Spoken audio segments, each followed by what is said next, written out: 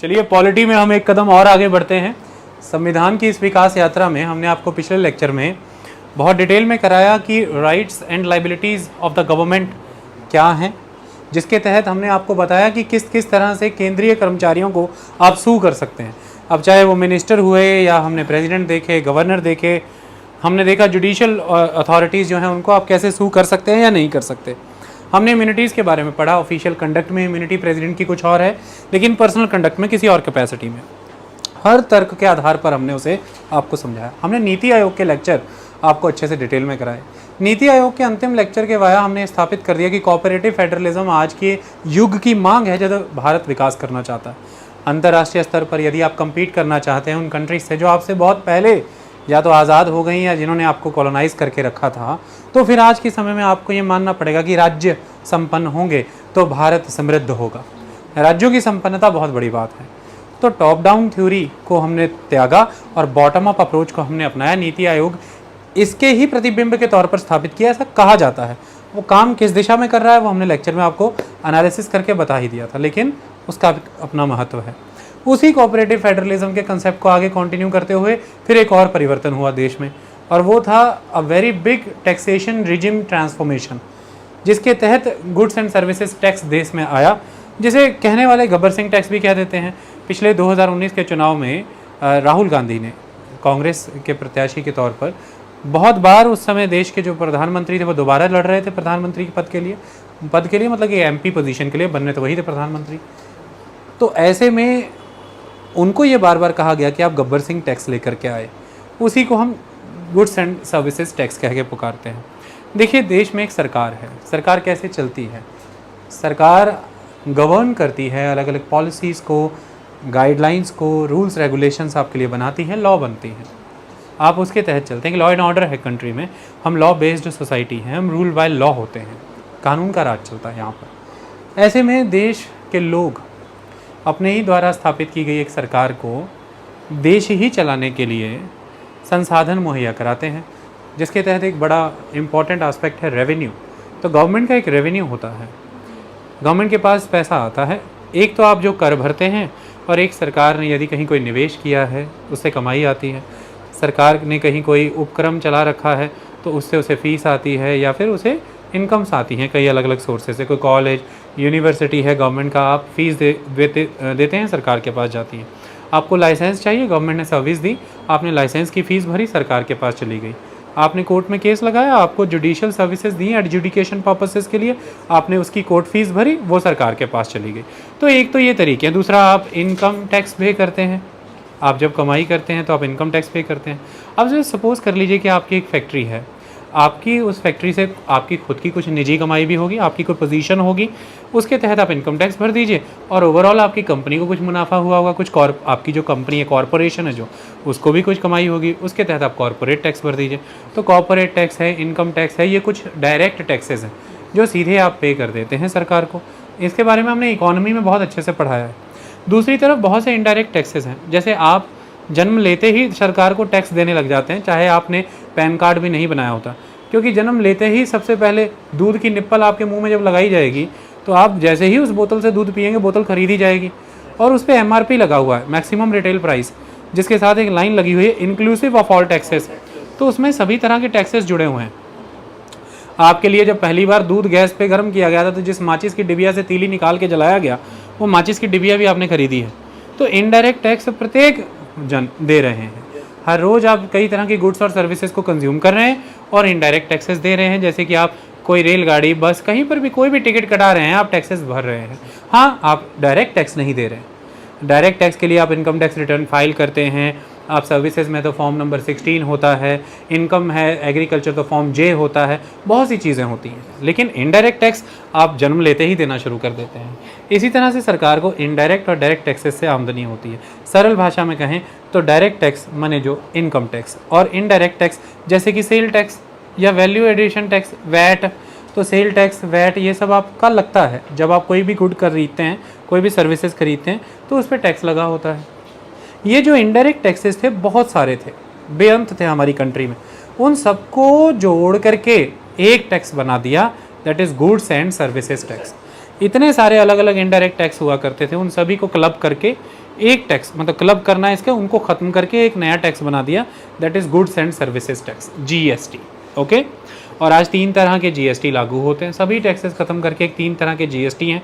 एक central GST है जो सेंट्रल गवर्नमेंट के पास चला जाएगा, एक स्टेट GST है जो स्टेट गवर्नमेंट के पास चला जाएगा, एक इंटीग्रेटेड GST है IGST जिसमें सेंटर स्टेट दोनों का हिस्सा रहेगा।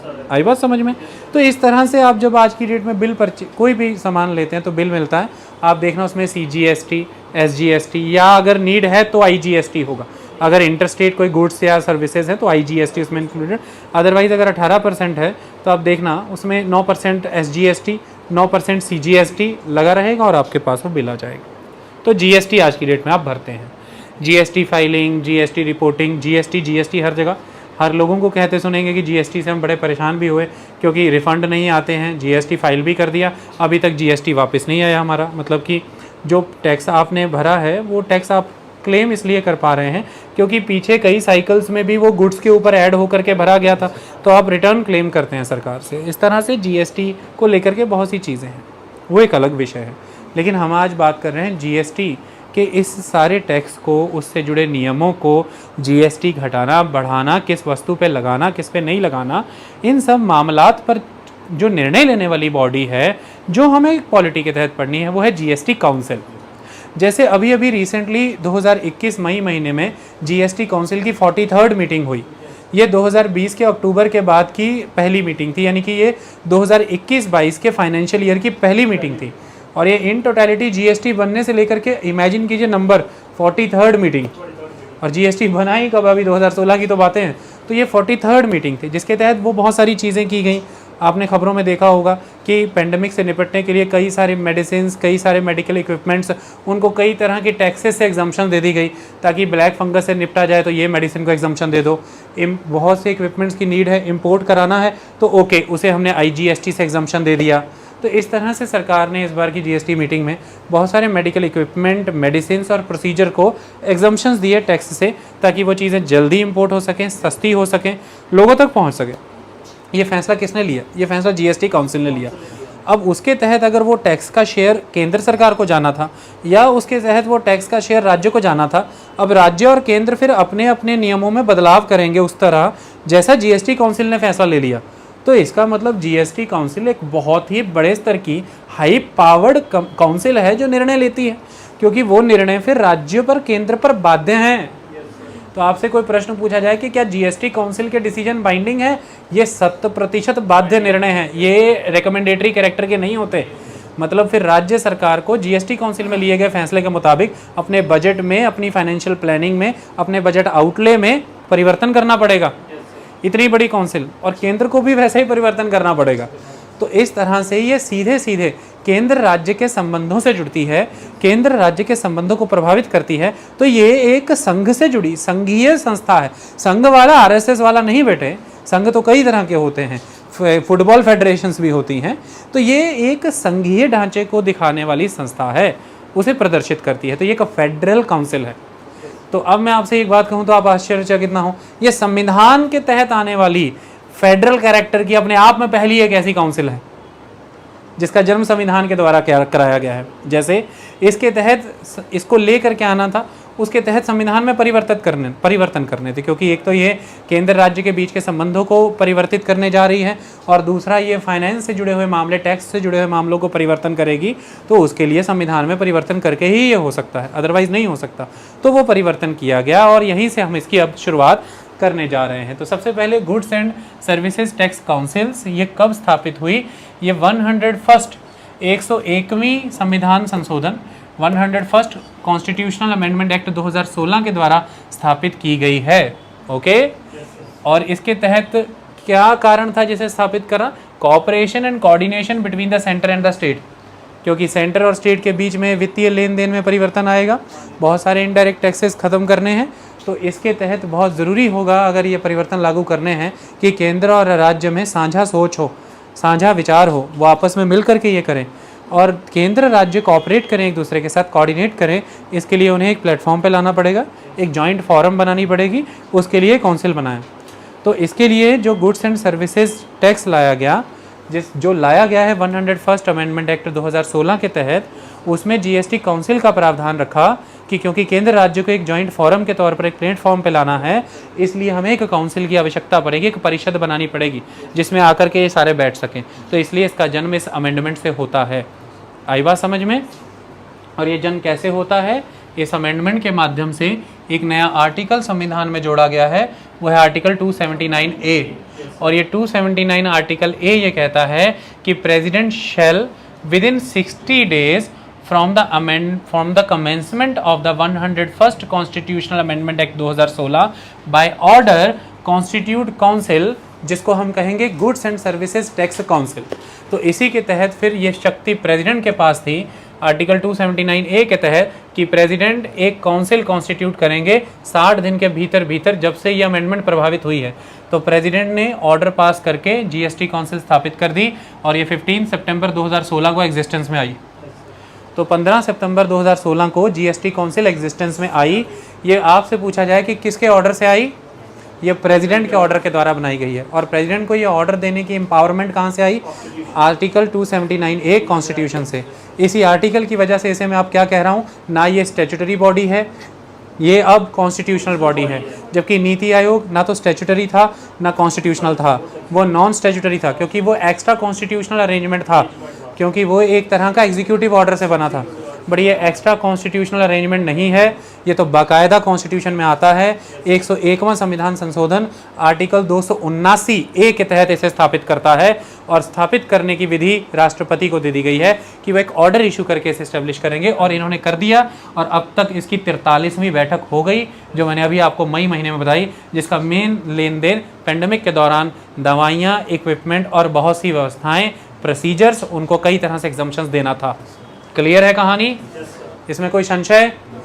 अब इसकी power, it vested with the powers to take all major decisions relating to GST. और मैंने अभी बताया ये कॉन्स्टिट्यूशन में गिवन अपने आप में एक अनूठा उदाहरण है, जो एक फेडरल कैरेक्टर की इंस्टीट्यूशन है, जो कॉन्स्टिट्यूशन से ही जन्म ले रही है। आगे इसका सेक्रेटरीट है क्या? 100% इसका खुद का अपना सेक्रेटरीट है। कहाँ पर है? न्यू दिल्ली में। तो आपको क्वेश्चन पूछा जा सकता है कि जीएसटी काउंसिल का सेक्रेटरीट है जो इसके documentation, staffing, data, research, analysis, policy, इनके डिसीजंस को दर्ज करना, पूरा का पूरा इनका तंत्र है पूरा। It is in the New Delhi. Next, इसके कोई एक्स ऑफिशियल सेक्रेटरी हैं क्या? 100% union revenue secretary to the council. Union revenue secretary is the ex official secretary to the council. तो एक सेक्रेटरीट है, तो कोई फिर एक्स ऑफिशियल सेक्रेटरी बना दिए गए। वो कौन है? जो केंद्र के यानी कि देश के रेवेन्यू सेक्रेटरी हैं, वही इसके एक्स ऑफिशियल सेक्रेटरी हैं। By the virtue of his और her office of revenue secretary for the union, he is ex official secretary to the GST council also. इस बात का ध्यान रखना है। अब आता है सवाल इसका विजन और मिशन। इसका विजन और मिशन क्या था? देखिए, सबसे पहला इंपॉर्टेंट एस्पेक्ट क्या है? केंद्र राज्य के बीच के संबंधों को ये प्रभावित करने जा रहा है। तो फिर जीएसटी का स्ट्रक्चर ऐसा होना चाहिए कि जितने सारे टैक्सेस हमने इसमें समा लेने हैं, वो राज्यों को किसी तरह से और केंद्र को भी आर्थिक नुकसान नहीं पहुंचना चाहिए। स्ट्रक्चर हमें जीएसटी का इस तरह से बनाना है जिसमें राज्यों की आवाज़ सुनी जाए, प्रॉपर राज्यों के इकोनॉमिक कंसर्न्स को हम एड्रेस कर पाएँ और केंद्र राज्य मिलकर के चलें, ताकि केंद्र जिस तरह की राष्ट्रीय स्तर की नीति लाना चाहता है वो भी बन पाए। केवल और केवल राज्यों के ही कंसर्न्स एड्रेस करते हुए हम रीजनलिस्टिक ना हो जाएं। हमें इस बात का भी ख्याल रखना है कि हमें नेशन के तौर पर आगे बढ़ते हुए इंटरनेशनल प्लेटफॉर्म्स पर भी कंट्री को लीड कराना है, ताकि हमारे राज्यों को बेहतर फंडिंग, बेहतर तकनीक, बेहतर मैन पावर और बेहतर मार्केट्स एक्सेस हो सकें। अगर हमारे राज्यों को यही नहीं एक्सेस कराएंगे तो हम अपने राज्यों को बेहतर कैसे बनाएंगे? एक बेहतर राज्य तभी खड़ा होगा जब उसके पास बेहतर सॉलिड वेस्ट मैनेजमेंट तकनीक होगी। और ये तकनीक मैं उस राज्य को, एक केंद्र का मंत्री, प्रधानमंत्री होते हुए, देश का प्रधानमंत्री होते हुए, मैं उस राज्य को ये कैसे मुहैया कराऊंगा? जब मैं अंतर्राष्ट्रीय स्तर पर अपने देश के नाते अपनी आवाज़ रख पाऊंगा।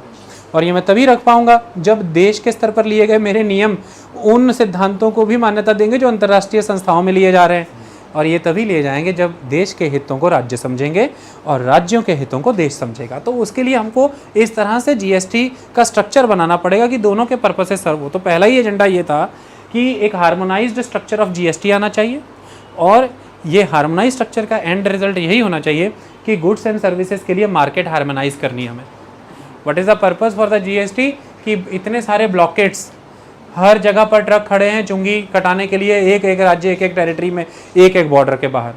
कितना समय बर्बाद हो रहा है, ट्रक के आने जाने का कितना समय बर्बाद हो रहा है। अब आप यहाँ से ट्रक चलाएं, कुछ नहीं, ई वे बिल जनरेट कर दीजिए, रास्ते में कोई आ रहा है चुप करके बिल पकड़ाइए, आगे जाइए, कहानी वहीं पे ख़त्म। तो रिटर्न टाइम ट्रक्स का क्विक हो जाए, वो 7 दिन में एक की बजाय 3 राउंड लगाएं, ट्रांजैक्शन हमारे देश में फास्ट हों, किसी तरह की हर्डल्स ना आए, बिजनेस फ्रेंडली एटमॉस्फेयर बने, और इंटरनेशनल ऑर्गेनाइजेशंस, इंटरनेशनल इन्वेस्टर्स ये देखें कि यहाँ पर अब प्रोडक्टिव वेल्थ जनरेट करने का स्कोप है। इसलिए ease of doing business indicators में हमें ऊपर उठना है, हमें कम से कम लॉस, कम से कम टैक्सेस के रिजिम इंस्टॉल करने हैं, और इनकम भी बनाए रखनी है, ईजीनेस भी देनी है, और 36 तरह की अनुमतियों की तरफ उद्योग धंधे ना जाएं, बस एक जीएसटी फाइल करें और कहानी ख़त्म हो जाए। ओके, इससे टैक्सेस का बंटवारा भी बेहतर किया जा सकता है। ये सारे उद्देश्यों के साथ इसे लाया गया था। ये वैसे सब्जेक्ट मैटर इकोनॉमी का है, और हमने वहाँ डिटेल में किया है, मेरे जीएसटी के लेक्चर्स हैं पूरे। तो इसका विजन मिशन का अगर ओवरव्यू देखें तो structure of the GST must be harmonise, and goods and services के लिए एक हार्मोनाइज मार्केट हमें चाहिए, ये इसका मेन पर्पज़ था। इन सारे कामों करने के लिए जीएसटी काउंसिल अपनी परफॉर्मेंस अचीव कर सके, इसलिए जीएसटी काउंसिल को ये शक्ति दी है, जो कि किसी भी बड़ी संस्था को शक्ति दी जाती है कि अपना प्रोसीजर वो खुद डिटर्मिन कर सकती है। अगर उसको परफॉर्मेंस यील्ड करनी है तो उसके प्रोसीजर्स कोई और नहीं बताएगा, GST council can decide it's procedure कि उसे परफॉर्मेंस कैसे यील्ड करनी है, प्रोसीजर कोई और डिक्टेट नहीं करेगा। संवैधानिक संस्था होने का एक इसे ये स्वायत्तता भी मिलती है कि अपना प्रोसीजर वो डिसाइड कर सकती है। विजन क्या है? To establish highest standard of cooperative federalism in the functioning of the council, जिसके तहत ये फर्स्ट कॉन्स्टिट्यूशनल फेडरल बॉडी है। तो यही इसका विजन है। देखिए आज की डेट में ये महत्वपूर्ण चीज़ है कि इसके जो प्रावधान मैं प्रैक्टिकली प्रूव करूंगा कि वो कोऑपरेटिव फेडरलिज्म को कैसे बढ़ाते हैं। जब नरेंद्र मोदी सरकार आई तो ठीक है, ये बात अलग है कि राज्यों के स्तर पर इसी सरकार की खिलाफत भी बहुत अधिक हो रही है, जैसे सीबीआई को अब एंट्री ना देना, जैसे सेंट्रल आर्म पुलिस फोर्सेस के विषय में बार बार आरोप लगाना कि यहाँ से लेकर के जाओ, जैसे राज्यों में चुनाव हो रहे हैं वहाँ पर डेलिबरेटली कहना कि दूसरे राज्यों से पुलिस नहीं आनी चाहिए, सेंट्रल फोर्सेस ना लाई जाएँ। ऐसी बहुत सी चीज़ें जिसमें राज्य अपने आप को पीछे की ओर खींच रहे हैं, और वो ये कहते हैं कि केंद्र की सरकार राज्यों को दर्जा नहीं दे रही, वो सम्मान नहीं दे रही, ये अपने आप को थोपती है, ये गलत बात है, वो एक अलग बात।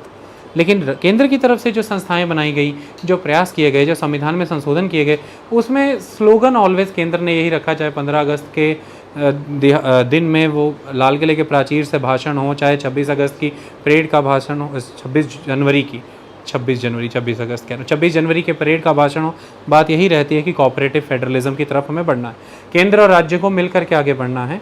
इसका मेन एस्पेक्ट ये है कि नेशनल डेवलपमेंट प्लान्स बने राज्यों की सहभागिता से, और उन प्लान्स में राज्यों की जो थॉट्स हैं, राज्यों की नीड्स हैं, उन्हें एडवांस किया जाए।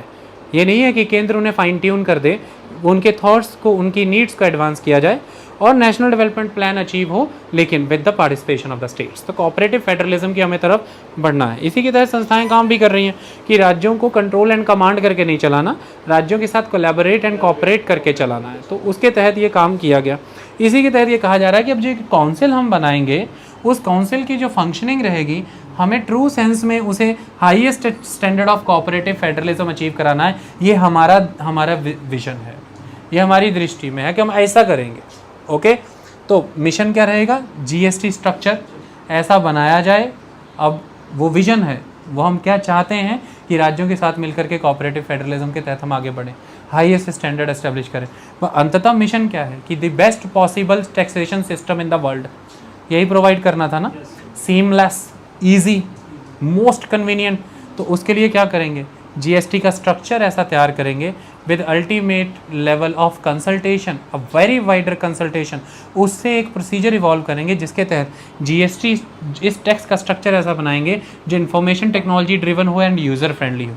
तो देखिए आज मेजॉरली आप सारा टैक्स फाइलिंग ऑनलाइन कर रहे हैं, जीएसटी ऑनलाइन फाइलिंग हो रही है, आपकी जो ग्रीवेंसेस हैं ऑनलाइन पोस्ट कर रहे हैं, और ग्रीवेंसेस का रिड्रेसल भी ऑनलाइन हो रहा है। तो इन्फॉर्मेशन टेक्नोलॉजी का यूजेज लेते हुए यूज़र फ्रेंडली सिस्टम हमें ऐसा बनाना है, इसके तहत जो जीएसटी स्ट्रक्चर उभर करके आया वो सही जीएसटी स्ट्रक्चर होगा। और ये information technology, user friendly clauses भी केंद्र के द्वारा कमांडेड ना हो, ये एक वाइडर डिस्कशन कंसल्ट